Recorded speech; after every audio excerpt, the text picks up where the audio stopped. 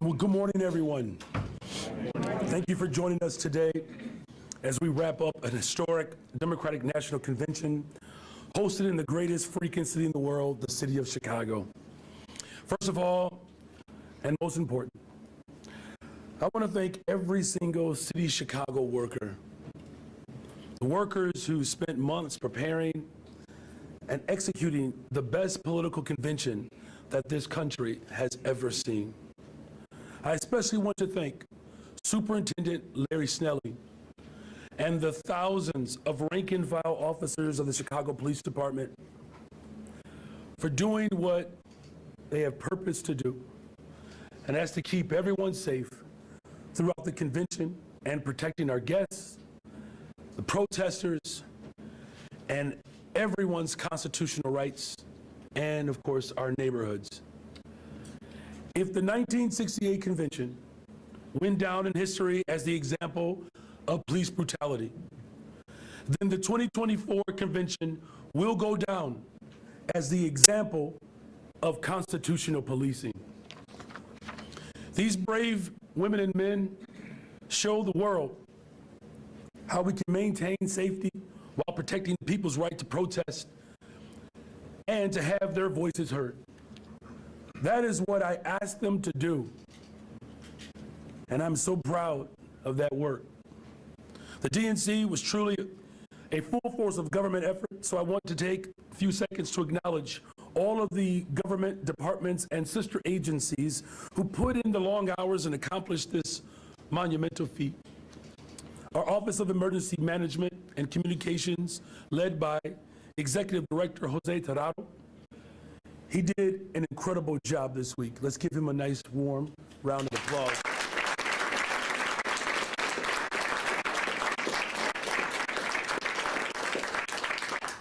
They kept a regular and disciplined information flow, anticipated problems before they arose, and dealt with the molehills before they became mountains. Thank you to everyone at OEMC who put in the work. You did it away from the spotlight, but without you, the city doesn't shine. Though you did it without glamour, you're the ones who made it possible. We want to thank our Chicago Fire Department, particularly the leadership of Commissioner Annette Nance Holt. The months of preparation that went into this is truly an incredible testament to the spirit of our city. We are the city that works, and we work because of our working people. From the CTA workers, train conductors, and bus drivers who made sure folks could get home,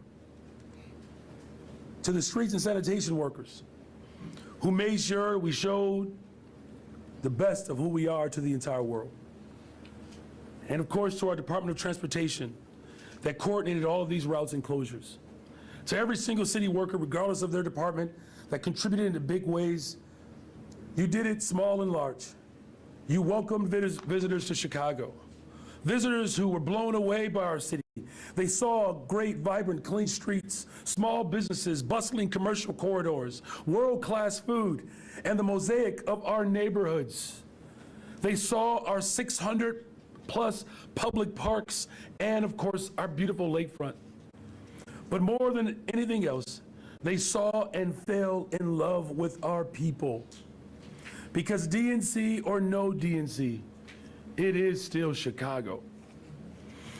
And all the beauty on display this week is beauty that has long been a part of who we are. We are truly a welcoming city with warm people who love to share their culture and community. I want to give a special shout out to some individuals in particular from my team for the remarkable work to this effort. Chief Operating Officer John Robertson.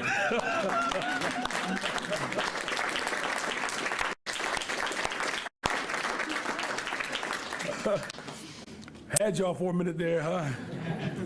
To our Deputy Mayor of Infrastructure, Lori Lipson.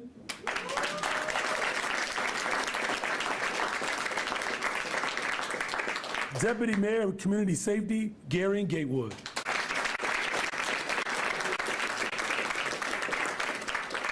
And to the person that makes sure that this corporate is always protected, our corporate counsel, Mary Richardson Laurie.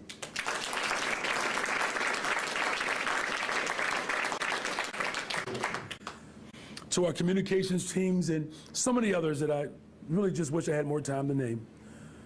What I have seen firsthand from you, all of you, over the last several months is true to who we are. You are the embodiment of what I call servant leadership. You did the work that was not always pretty. You went way beyond the call of duty because of a deep caring and a commitment to our city. Thank you all for your dedication. Thank you all for your service.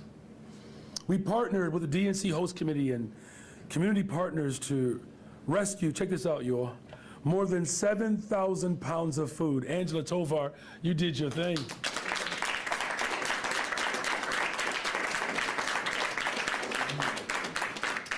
That translates to thousands of meals for food for people who are food insecure. The best part, every single meal stayed right here. It stayed right here in Chicago. It went to Chicagoans. So I want to thank the DNC Host Committee, Secret Service, and all of our state and federal partners. This was truly a team effort, and I'm extremely grateful for all of you all's contributions. Thank you to the hard work and to the working families in the near West Side who welcome visitors in their community. The near West Side, I know it was a tough few days for you all, but you all showed out. You all represented Chicago so well because, you know, the West Side is still the best side. I'm honored and humbled to be your mayor. It's a beautiful city. Grateful that all the delegates around the world got a chance to get a real taste and experience of Chicago, the place that we call home. Leading up to this convention, there were many people who had doubts. I don't know why, Superintendent, but they had doubts. Many of them had questions. I'm okay with those. They said, is Chicago ready? Is Chicago ready for this convention? We heard it all. Chicagoans heard it all. But being Chicagoans, we stuck to the grind and we kept at work. And today, after pulling off the best convention this country has ever seen, not only can we claim that we are the best freaking city in the world, we also get to claim in a very emphatic way. In the words of Skytown's own Angel Reese, what they gonna say now? What they gonna say now? Every Chicagoan today should feel proud. Newspapers around the world are writing about an historic convention in a historic city that nominated a black woman of Asian descent to the highest position in the land. We hosted a sitting president, 2 former presidents, as well as countless governors, senators, union leaders, faith leaders, working class delegates. We hosted the complexity of our democracy. Chicagoans are people with an unbreakable spirit. And you're never going to allow anyone else in the world to tell us anything different. We have a vibrant city, a city that is truly on the move, a city that is entering into a new era of prosperity. I want to thank every single Chicagoan for setting the record straight once and for all. We stood strong, we stood together, and that all of that made the difference. We made history, and we did it our way, the Chicago way.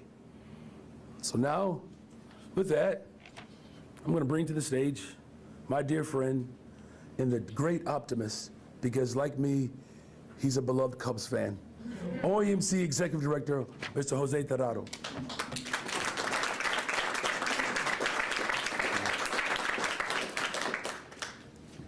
Thank you, Mayor. Good morning. Good morning. My name is Jose Tirado. I'm the Executive Director of the Office of Emergency Management and Communications for the great city of Chicago. For more than a year, OEMC has coordinated with the Secret Service, the Chicago Police Department, the Chicago Fire Department, and city agencies, as well as other partners and convention organizers, to ensure the safety of all residents, visitors, and delegates for the Democratic National Convention.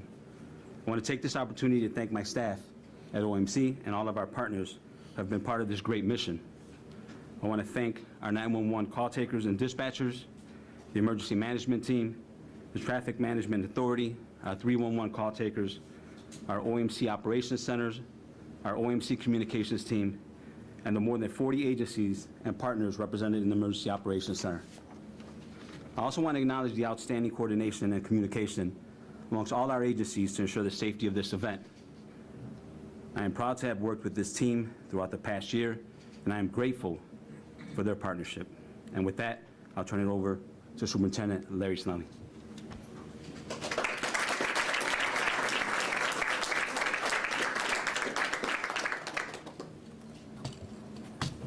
Good morning. Good morning. I believe it's still morning. First of all, let me say thank you to Executive Director Jose Tirado for the great work that OEMC did. I have to thank the entire team over there. There are a lot of things that have happened behind the scenes and people that you have not seen who help bring this together. So it wasn't just one entity. It was the entire city coming together, and all of those people who had a vested interest in making sure that the city was safe. I definitely like to thank members of the mayor's team, where we had constant communication. Mary, thank you. The legal advice between you and CPD has been excellent in helping us get through this. You know, Christina, just the constant communication about what's going on and just keeping the mayor abreast of it. You know, John, you know, we went to school close together, but we won't talk about that. We'll talk about that a little later. But just from the very beginning, all the work that you put into it. Garion, an excellent partner, out there with making sure that our communities are safe. And Lori on the end over there, hanging out in the park, making sure that everybody had their First Amendment rights heard. So I know that had to be challenging, but you pulled it off. So, and just to the entire team, I'd like to thank the mayor for trusting me enough to choose me to be in charge of a department that I love, of members that I admire and love. I've been doing this job for 32 years. Just such a great honor to be here. So I'd like to thank you, Mayor, for that. Just great work being done. At some point, I'm going to introduce my leadership team, because without them, I'm just telling you right now, this could not have been done. So what I'd like to talk about is the end of the DNC in the week, starting on the 19th, ending on the 22nd, which was yesterday. And one of the things that we talked about was keeping the entire city safe, not just the areas around the DNC. Since the start of it, from the 19th to the 22nd, all of our districts had plans in place to make sure that we kept the city safe and secure. And I just want to talk about a few numbers when we compare the same numbers of the same period of time last year. From that Monday to Thursday last year, we saw a 26% reduction in shootings, a 31% reduction in homicides. We also saw a 54% reduction in robberies. We've seen a reduction in over 300 robberies just in that time period. 35% reduction in vehicular hijackings, and a 47% reduction in motor vehicle thefts.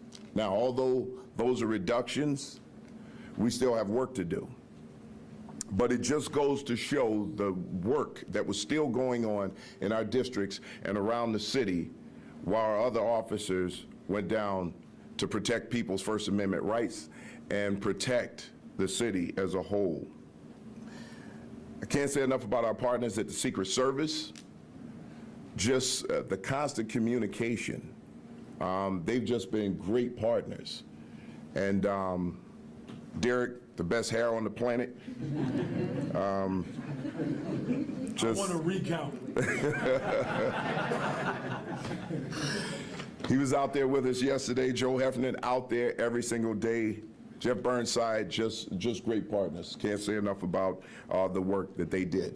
Again, the Chicago Fire Department, been partners with us. Yeah, I mean, it's just amazing. The partnership there is amazing.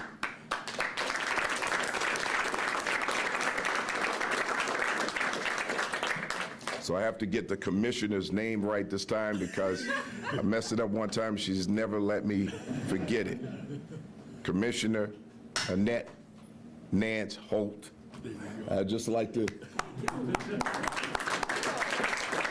thank you for your leadership and your team. There's another black woman's name they all know how to pronounce now, too, because of the convention. This is a non-political event. So again, we set out to make sure that we kept the city safe while protecting First Amendment activity. And we did just that. I cannot say enough about the work that our officers did out there.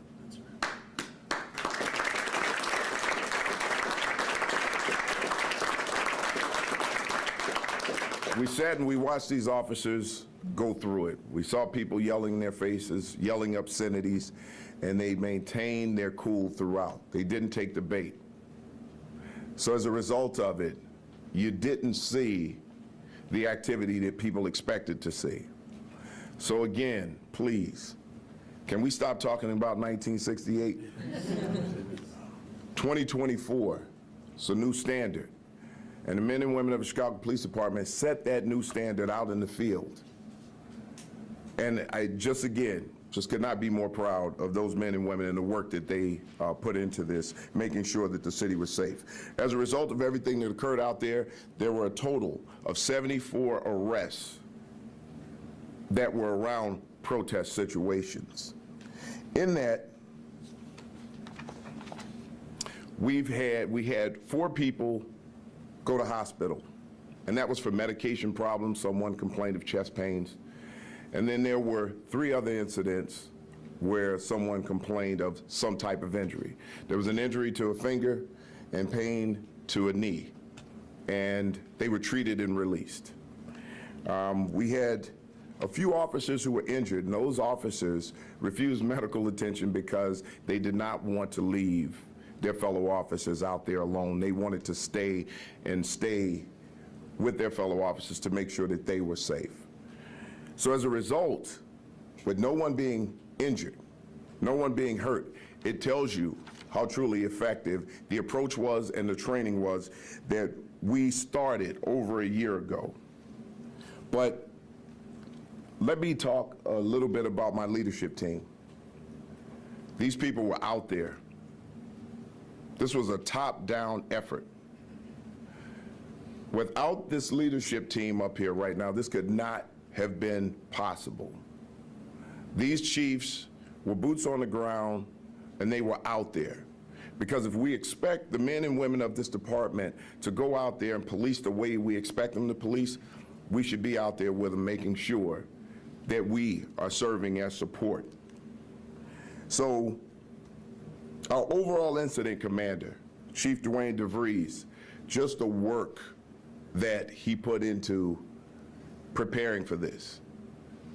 I know I started it. I had the Bureau of Counterterrorism before I appointed him to that position, and he stepped in, couldn't ask for a better person to step in and take over that. I'd also like to thank Deputy Chief Jill Stevens, who was working with him on this, and Deputy Chief Chris Papaioannou. Chief John Hine, the chief of patrol. What can I say? This man knows every protester on the planet. I think someone was here from Norway. He knew that guy too. That's how I met him. But his ability to communicate with people and talk to them about how we need them to perform so that everyone is safe. Just cannot say enough about the work that he did out there, and both of them stood arm in arm, shoulder to shoulder with the officers out in the field. Chief Antoinette City, our chief of detectives. I mean, I can't say enough about the work that she's doing over there, solving crimes, closing out homicides, and professionalizing the unit in a way that we haven't seen, making sure that detectives have tools to get their jobs done quicker. Just an excellent job. Working on First Amendment activity and our coordinated multiple arrest policy. Chief Yolanda Talley, the Bureau of Internal Affairs. What can I say? She just works her fingers to the bone to make sure that we have all of the information that we need, and she also worked on that coordinated multiple arrests policy and had people out in the field making sure. She also had people out in the field making sure that they would take any complaint that came from anyone.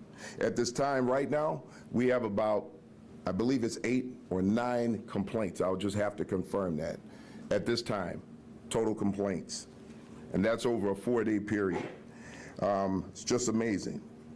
Chief Angel Navales of Constitutional Policing, who has been helping coordinate getting all of the officers out to the field, making sure that those officers are fed, making sure that they're hydrated, making sure that they have what they need. At some of these sites, we had EAP out there and peer support for the officers to talk to make sure that our officers were in the right mindset when they hit the field. It's just an amazing thing, an amazing job by this team. I cannot say enough about the work that they did.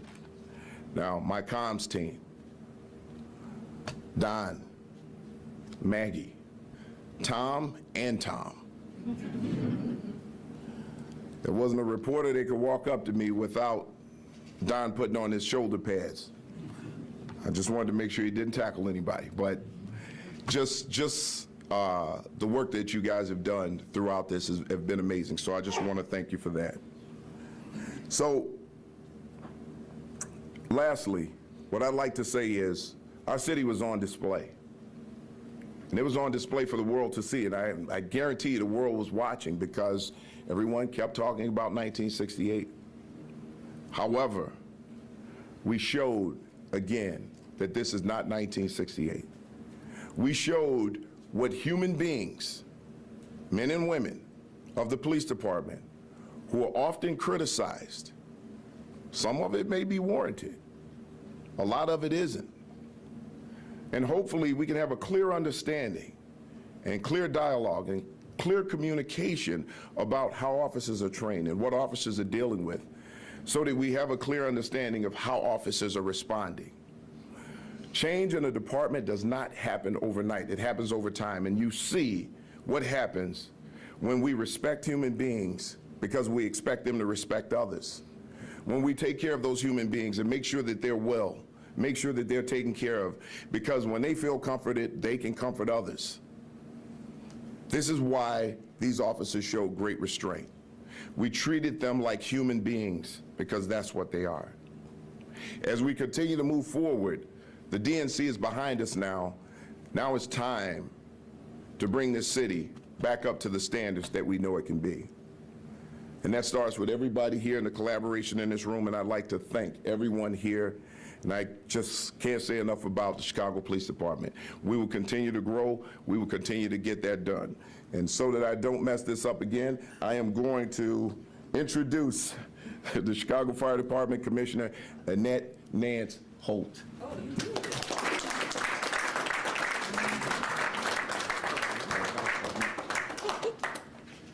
Good morning. Good morning. Let me say a special thank you to Superintendent Snelling and to Jose Tirado. We work together very closely throughout the year.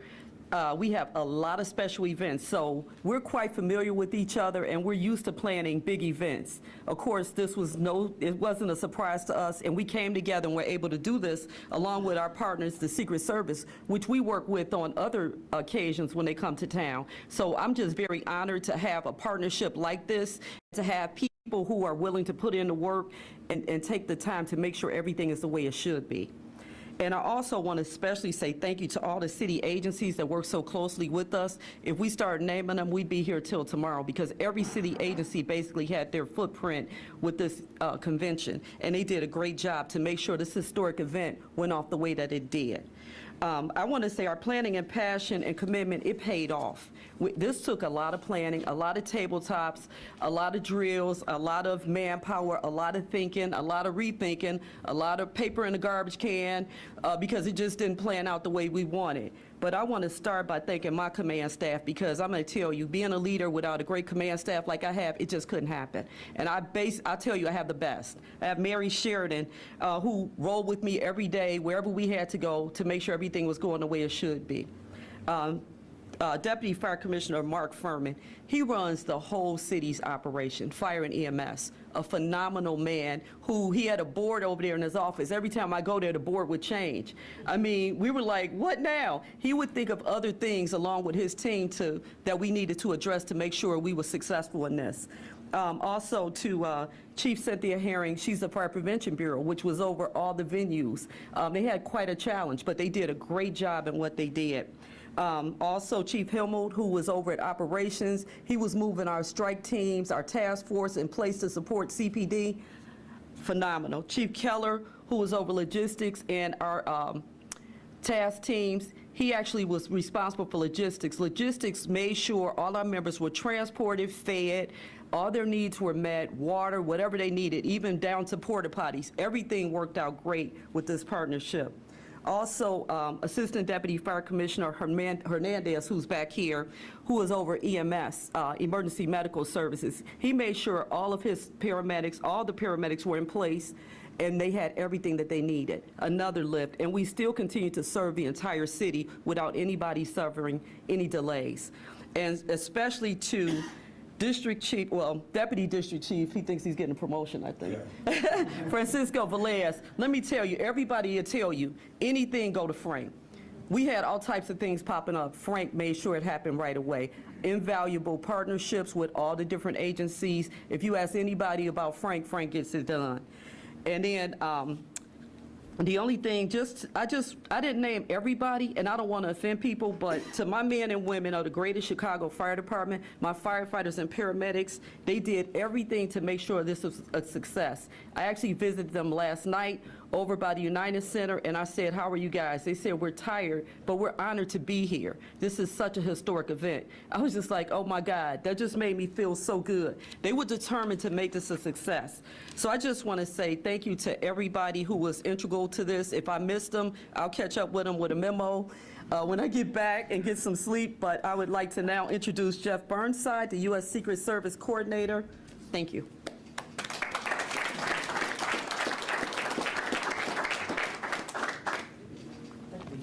Thank you, Commissioner. Good morning. Good morning. As the Commissioner said, my name is Jeff Burnside, and over the past 18 months, it has been my privilege to serve as the Secret Service Coordinator for the 2024 Democratic National Convention. Over the past year and a half, I've gotten to know this city, and I've felt firsthand Chicago's hospitality and strong work ethic. I want to thank Mayor Johnson, Superintendent Snelling, Executive Director Tirado for their tireless work and dedication to this event. I'd also like to thank the men and women of the Chicago Police Department, the Chicago Fire Department, OEMC, and the Secret Service's Chicago Field Office for their dedication to ensuring that this event was a success. There are countless others across numerous agencies that you've heard today that I'd like to thank for their efforts. ensuring public safety and security for this convention. It's too numerous to name. As you've heard, every city agency was involved in the preparation for this event, and I'm personally very grateful for that. I'd like to take just a minute, though, to especially thank Chief Dwayne DeVries from the Chicago Police Department, the chief of the Counterterrorism Bureau, who served as the incident commander for the Chicago Police Department for this National Special Security event. I can tell you that there's not one person in the Chicago Police Department that's worked harder at this effort over the last 18 months than Chief DeVries, and I really appreciate his leadership, his knowledge, his skills, and his abilities that we're able to apply to our security plan to ensure the safety, as the mayor said, not only for everyone attending the convention, but the nearly 2.7 million residents of the city of Chicago. It is not a small undertaking, and Chief, I just want you to know it didn't go unnoticed or unappreciated. Thank you. This process began 18 months ago, and as a group, we had numerous planning meetings, development meetings, community outreach to include door-to-door canvassing on 2 different occasions to engage with businesses and residents. We also held numerous follow-up meetings with community groups and leaders to ensure that the public understood what they could expect. It's that communication, along with the hard work of our law enforcement partners, that helped make this National Special Security event a tremendous success. Putting on an NSSE, as you saw, is a tremendous undertaking, and the Secret Service could not ask for better partners and a more professional group of dedicated public servants than your law enforcement and public safety community here in the great city of Chicago. Again, it's been my honor and privilege to have had the opportunity to work with this group of individuals. The law enforcement and public safety community in Chicago is second to none, and their residents in the city of Chicago should be proud of that. Now I'd like to introduce the Deputy Special Agent in charge of the Secret Service Chicago Field Office, Derek Meyer.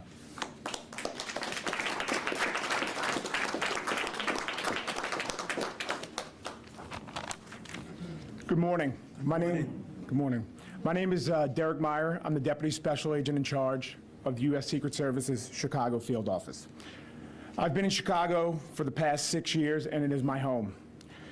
During the past year of planning for the Democratic National Convention, and in the past week especially, I could not have been prouder of this world-class city. I want to thank you, Mayor Johnson. I also want to thank you, Superintendent Snelling. I've been in law enforcement for 24 years. I've traveled the world, and I've lived in cities all over the country. I have never seen anyone better than you.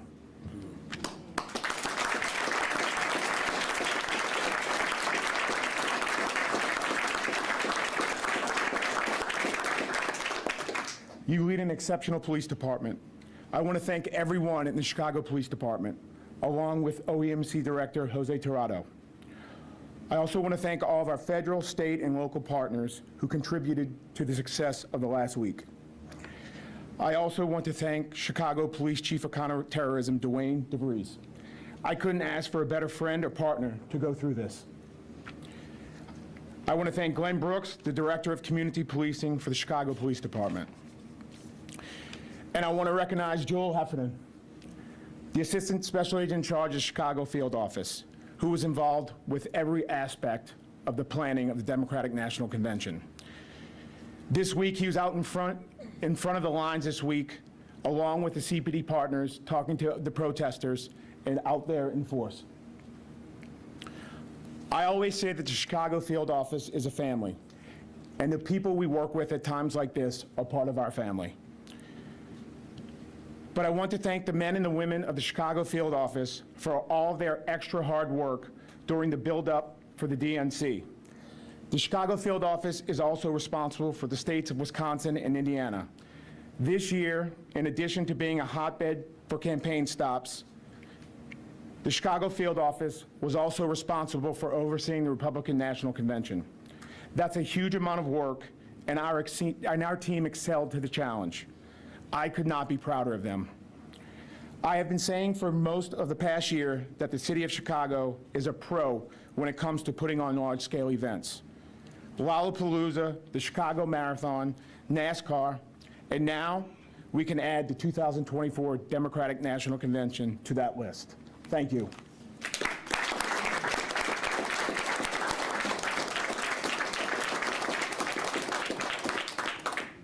Who's next? Oh, okay. Oh, okay, I guess I'm next. Thank you all. We'll take questions. And just for the record, that was quite the compliment to our superintendent. I guess that's how they do things around here. You talk about somebody's hair, and then they tell you the greatest person ever lived. Right here. Oh. And we ask that everyone be respectful of each other's time. One question, one follow-up. Hi, Mayor. Hey. It seemed like some people, perhaps on social media and some on the other side of the political aisle than you, seem to be rooting for something to happen outside the convention. Did you get that sense as well? And why do you think there seemed to be a sense that there was that desire for catastrophe? Yes, there were individuals who were rooting against Chicago, and they were rooting for violence and chaos. It's no different than what Governor Abbott is doing, attacking our city. Chicago is rising above that, and we always will. As far as, their impetus or their motivation, behind it, I mean, you can only speculate, but here's the thing. Those individuals who were provocating or wishing that there would be chaos, these are the same individuals who justified January 6th. These people are dangerous. But we're grateful that we brought this country together, because that's what it's really about. Chicago uniting this city, as well as uniting this country and really setting a marker of how democracy has to exist around the globe. And Chicago, we did it. We did it. We did it. Good morning, Mayor. Good morning. How do you hope to capitalize on the DNC's momentum to tackle the next items on your agenda? And can you give us a preview of what priorities you hope will benefit the most? Yeah, look, everybody knows, that in order for us to build a better, stronger, safer Chicago, you have to protect people and invest in people. That we've already previewed that. As the superintendent said, homicides are down, shootings are down, violence is down in the city, and investments are up. $20 billion of new investments in the city of Chicago. I don't know if there's any other person in here can find any mayor within the first 15 months of their tenure to reduce homicides by double digits and bring $20 billion of new investment, $1.25 billion for the west and south sides of the city of Chicago. $1.25 billion. That is the largest investment for community and neighborhood development in the history of Chicago. So we're going to continue to do what we've always done. We're going to attract the world as, of course, our beloved Black Haitian immigrant and his beloved partner, the Potawatomi woman, when they set up the trade post of the Chicago River, they always saw this as a global epicenter. Chicago is the global capital city of the world. So I don't know if that means we get more revenue from the rest of the world, but it sure looks like it. That's the last part of your question. Yes, there's going to be benefits. Yes, absolutely. And we're already seeing the return on those investments.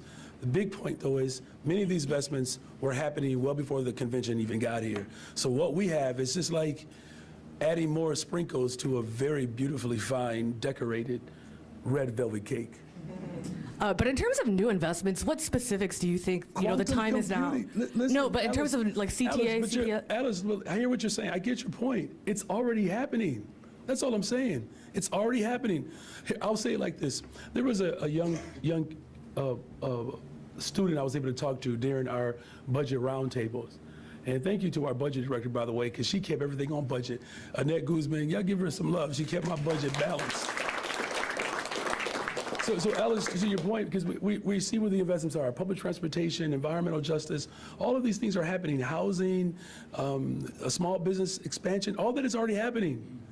But this young kid, I asked him that same question. I said, what else can we do to make your life better? You know what this young student said to me, 16 years old, this little girl? She said, do more of what you're already doing. So we're going to do more of what we're already doing. Question for the superintendent. Phew, finally, good grief. Good morning, Superintendent. Hey, good morning.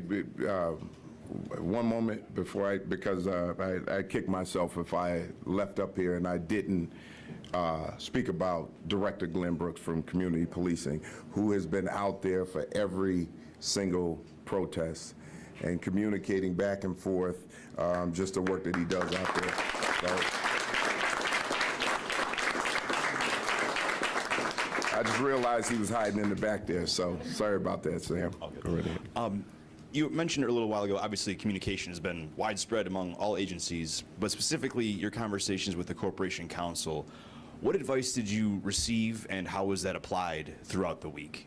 Well, it's not just about receiving advice. It's about questions throughout, right? If we saw something that we weren't exactly sure was lawful or unlawful, obviously, I have my legal affairs team, and speaking directly with Mary's team was just amazing for us.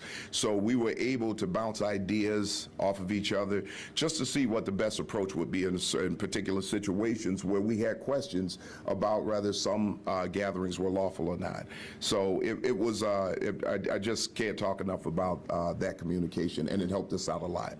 Was that specific to the end, kind of last night, towards the end of things after the convention let out, it got a little tense as delegates were leaving the United Center and they were, people were chanting shame, shame, shame at them. Like, was that one of the incidents you're referring to? No. So that was a particular case where we just wanted to make sure that the delegates were safe when they were walking by that group of people because they lingered.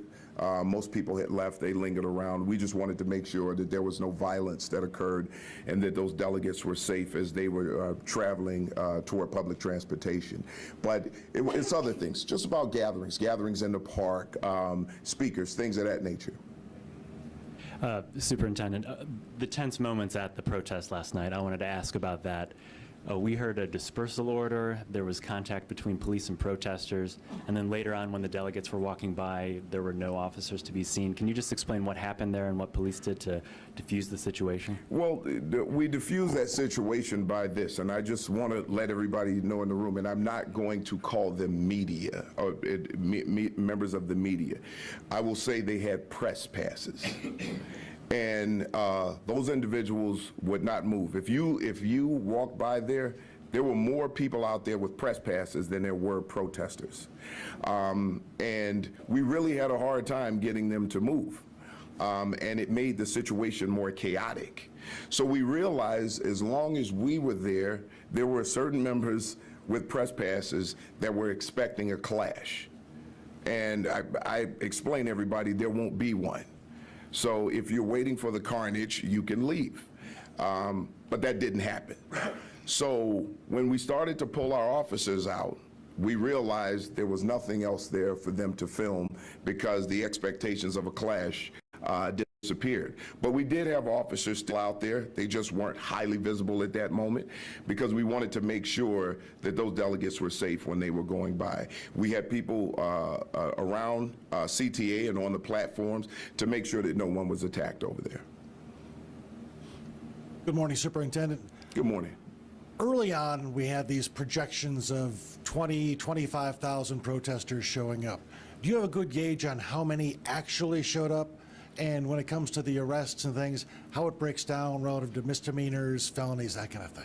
So we looked at the numbers. I don't have the exact numbers, but we estimated the first crowd to be somewhere around 3,500 to maybe 4,000 people on Monday. It's kind of hard to gauge what happened on Tuesday because there were people who came in, and that group was relatively small compared to Monday. Wednesday was also a large group, upwards of 2,000, 2,500 maybe. And then last night was probably in that same realm, maybe around 3,000. So when you look at the number of protesters, thousands of protesters who came here and engaged in First Amendment activity, and some came for other reasons, to engage in violence, vandalism. 74 arrests, no major injuries to the officers, just shows what a great job these officers did and how the training applied to that. So we can get you a breakdown of that because we're actually working on a FOIA portal right now to put all of those arrests up in the breakdown, so you'll be able to get that information. I do have one follow-up to the mayor. Your voice sounds a little bit hoarse today. I imagine there was some celebration last night after the convention. Can you tell us on a personal level what it means to you that a woman of Black and Indian descent is now representing the Democratic Party as the nominee for President of the United States? It means my daughter, Braden, is 10 years old. She gets to see a reflection of her being as well as the full expression of her values. Look, I had the opportunity to travel from state to state to state to state within the convention. And I can tell you, whether it's North Carolina or Tennessee, Michigan, Wisconsin, Pennsylvania, people are excited around the country for Kamala Harris. It is truly a love story. It is. And that is the beauty of this moment, because all of that which is historic, that transforms our globe, it starts right here in Chicago. Now, Dilla, the great historian, says that everything dope about America comes from Chicago. I would just take it one step further, is that we are truly a capital city for the globe. Yep. It's still morning. Good morning. Superintendent Snelling, this is not a DNC-related question, but still something related to public safety. Over at Injustice Watch this week, we co-published an investigation with Bolt magazine that showed that over the last year, and this is based on OEMC data and CPD data, that over the last year, Chicago police failed to report 200,000 traffic stops to state regulators in violation of state law that requires all of those stops to be reported to the state. And in that data, it shows that in your first 7 to 8 months as superintendent, 1 out of 3 traffic stops went unreported to the state. Why do you think your officers are failing to report these traffic stops, and what will you do to make sure that they do report them? Well, the first thing I'd have to do is look at the data that you have. We'd have to look your folks did look at the data. But here, again, we'd have to look at that. They did. Break that down. Again, once we do that, I can answer that question. Right now, this is not about traffic stops. This is about the DNC. So you can try to turn this into something else all you want. Into 200,000 traffic stops. So here's the deal. When we get that information, and I sit down with my people, then I'll be able to better answer that question. Mayor Johnson, your office refused to provide a comment on this story, and we're hoping that you would comment on it now. Looks like your hopes won't be fulfilled. The city of Chicago just displayed some of the best policing in the history of America. These systems that we inherited, because I know your research has done this as well, these systems were jacked up. 1968 was. 2024 isn't. Is there anybody else that has a question? Could you please pass the mic back? Thank you. We have one right here, and then I'll pass it back. Go down. Thank you. Also for the superintendent, Megan Hickey, CBS Chicago. Forgive me if I missed it, but did you give an exact number of arrests just yesterday? Just yesterday? Yeah. There was only 1 arrest made yesterday, but that was for obstruction of traffic. Okay. And then can you comment on the decision to hold protesters who were charged with municipal violations for sometimes hours at a time? We heard 8 or 9 hours in some situations. The National Lawyers Guild said the Pretrial Fairness Act allows you to, cite and release them in those cases. You know what? I'd actually have to look at those particular cases. There may be some circumstances around that. Okay. So, and it could be processing. I'm not really sure at this point. But sometimes scenes are chaotic. And when we have chaotic scenes, we have to move people.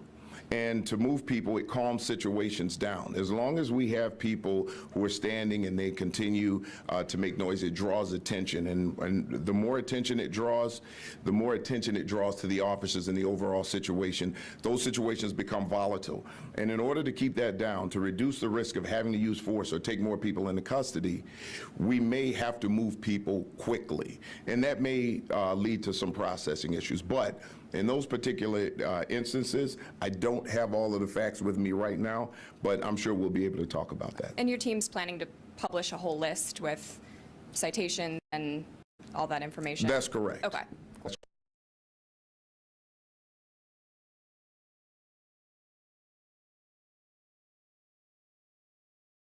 Anniversary of the shooting at Sox Park. Where does this investigation stand?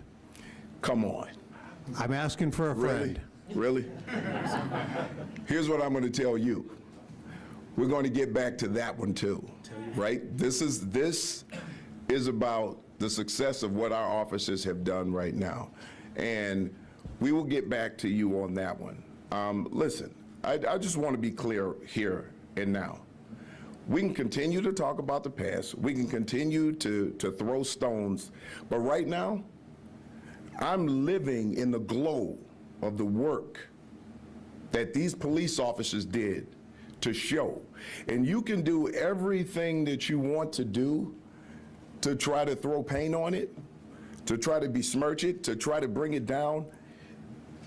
I didn't sleep at all last night because I stayed up all night thinking about those faces and the pride on the faces of those men and women, knowing that they showed up and they protected people's rights and didn't violate any of it.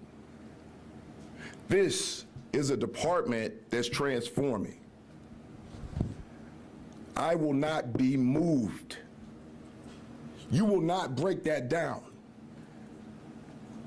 My men and women stood strong, and they're going to continue to do it. So cast whatever you want on it.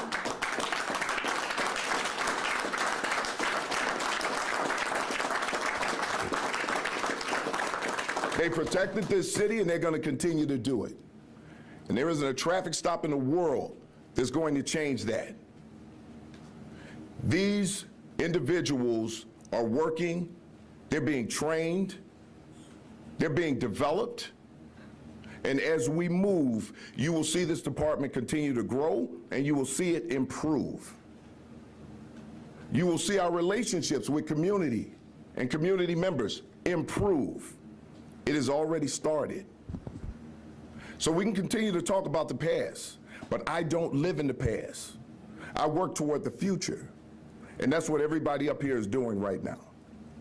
Is there another question? Well, the question that I had, or my story, was for the mayor. And Mayor, you kind of reflected a little bit on how the convention went. I guess the first half of the question is, on a political side, obviously you were there, I assume, every night. How are you feeling about Kamala Harris and how this positions the Democratic Party going forward? Well, you know, that's a very healthy question. It's a vibrant one, in fact. The American people need government to work, not bicker, not attack. And what the world experienced, what the people of America experienced, was a disciplined, balanced presentation from the wide range of political views. I mean, Republicans spoke at our convention. The delegates of this convention, the most diverse delegation in the history, from our, individuals with disabilities to a Native American caucus, I believe the first time in the history of the DNC. And so I just think from a political context is that the strength of the globe, it really is contingent upon our democracy in this experience here thriving, I should say. So I hope that it gets at it. It's as a social studies teacher, I wish I was starting school on Monday. I mean, this is how the first day of school would start for me, which I'm really proud of my son, who happens to be taking AP Government. Good luck, son. But yeah, it's just politically, I mean, it's just one of those things that I think all of us in this room, I say this with a great deal of humility, we will be primary sources one day to some college kid 20, 30 years from now. Well, at least some of us will be, that will come and ask us, you know, what that moment was like and what it felt like and how it shifted to the trajectory of America. I mean, this is the party, the only party, by the way, which the city of Chicago led. It's the only party that condemned terrorism and has called for the immediate release of hostages and for a ceasefire permanently. That really sums it up, that all of our interests can live in a space that we call America. What a beautiful story. Have fun, social studies teachers. Again, the other side, I guess, Matt, was more on, in many ways, this convention was putting Chicago's reputation sort of on the line. The way things were handled, that was all talked about earlier. What do you think this does to Chicago's reputation, and what are you hearing from people that you spoke to about how they viewed Chicago compared to perhaps the reputation they thought coming in? Yeah, okay, I get it. That's a really good question. Look, I think for Chicagoans, you know, there's a sense of pride that we have. When people underestimate us, you have to understand who's on the stage, you all. Like, we're not just like government officials. We're fathers, mothers, aunts, cousins. Like, our family, you know, look us in the eyes every single day to make sure that we're okay. I know that's true. And this stage and workers all over the city have the same experience. Whether you get ready to go out and drive a bus or put together a lesson plan or provide child care services or to show up at a police district or, you know, a firehouse, wherever you are, street sanitation, garbage truck, people look us in the face every single morning and we go out and we do the thing, right? And so what the reputation that Chicago has had from Chicagoans, all it allowed us to do is to look each other in the face like we always do and say, get back out there and do it again. Now, as far as the world is concerned, yeah, look, I think it's pretty clear people fell back in love with Chicago. They fell back in love with Chicago. I keep telling you, this is the great love story. The probability of Jean-Baptiste Point du Sable and Kitty Waha meeting from different parts of the world. And now the city of Chicago is at the center of it. Carnegie Steel, the working man woman's car was built here. Electricity came to life. Quantum computing, a new form of technology that's going to revolutionize how we deal with traffic issues or Alzheimer's. That's happening in Chicago. So, yeah, I mean, we're going to have to build more affordable housing because more people are coming. Mayor, kind of as a follow-up to that, I mean, to what extent did you feel personally, like your reputation, maybe not on the line is too strong, but you were certainly under the microscope, freshman mayor inheriting this DNC has to put on the party. To the extent that maybe that pressure is off, what do you hope that means for your the rest of your term? Yeah, well, you know, I don't know about the pressure being off, right? I mean, we have a school district that is still woefully underfunded. You know what I mean? Like, you have to keep in mind, my chief of staff, I think 90% of our conversations were about next week. I mean, like, we're living in the future. That sounds strange, doesn't it? Let's start over. I don't want to say it like that. We are preparing for the future every day. And, you know, I think the pressure that we feel on an everyday basis to make sure that we're picking up trash on time, that we're keeping communities safe, you know, that we're putting fires out or EMTs showing up to save a life. That pressure didn't go away, did it?